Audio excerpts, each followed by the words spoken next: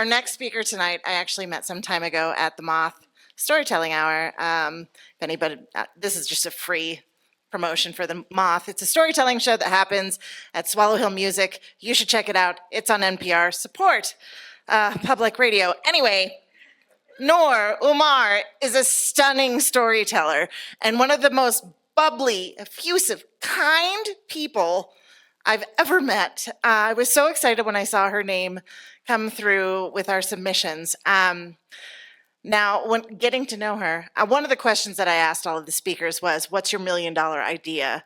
And she said, well, it's not $1 million idea, but it's 100,000 possibly idea. Last year, when Taylor Swift's tour came through, she did not have a trust fund, so she was unable to get a ticket.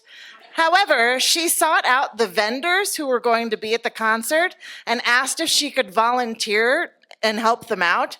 Turns out she got hired to pour beers. She got in before everybody else and was able to use her paycheck to buy merch and cat food. And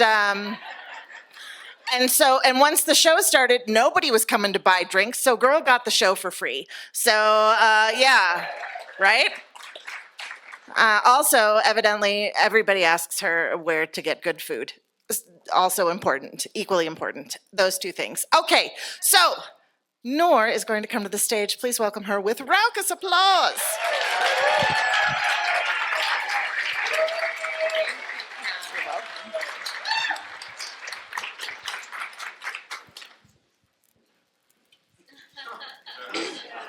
Can we start over? Sorry, I wasn't ready yet.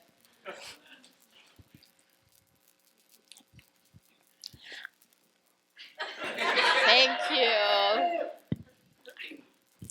Imagine finding yourself in a foreign country where people practice a completely different culture, speak a new language, eat food you have never seen before. How would you go about making friends? Where do you even begin? Here is a list of strategies that I came up with when I first moved to the United States 11 years ago.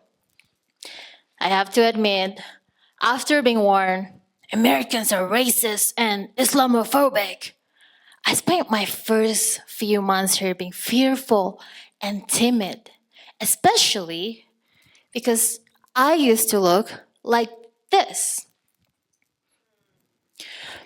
But after a while, I grew tired of constantly being on my guard and constantly wondering, what are people thinking when they look at me? And that's when I found the first strategy, illusion. Unlike Edward Cullen, I cannot read minds, so I might as well only assume positive things about everyone and even making up the funniest possible stories for it. For example, if I see somebody driving like a butthole, I could make up a story that they just really need to use the bathroom. And if somebody is staring at me a lot, which happened a lot before, I could make up a story that maybe they just think I'm absolutely gorgeous. Who knows if it's true, but being delusional makes my life so much easier. The second strategy is to improve myself. I noticed that one of the barriers to making friendships was that no one was understanding my attempt at speaking English. So I spent every evening watching YouTube videos on how to sound like an American. I got pretty good, to the point that sometimes people can't even tell that I'm not from here, as long as I keep the conversation short.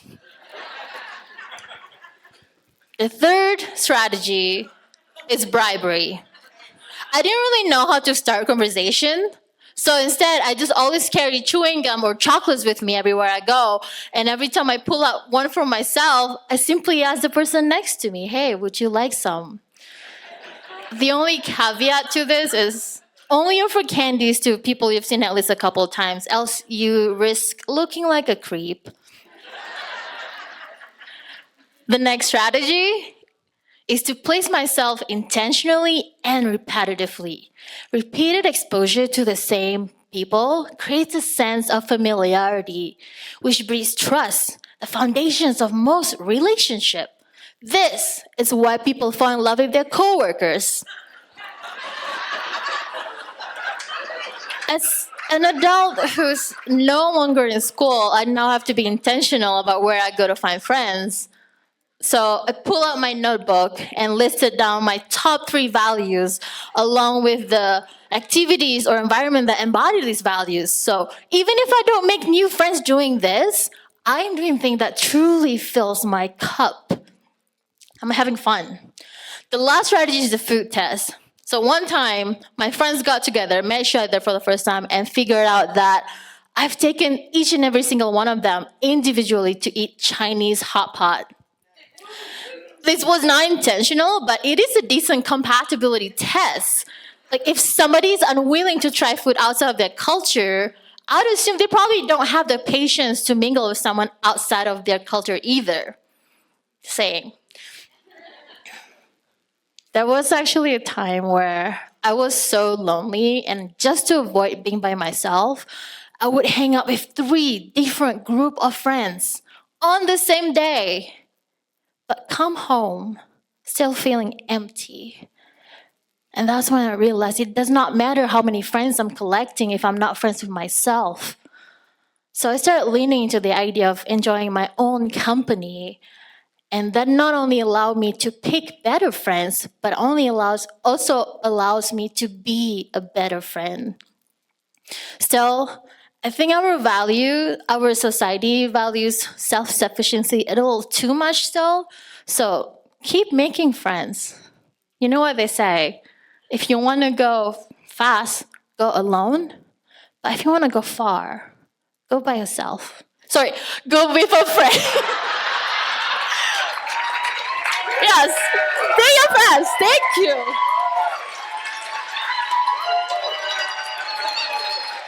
You're getting a standing ovation. Yep. Keep going.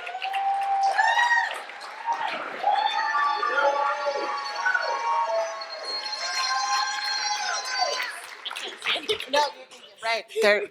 They love you. Oh, I love you.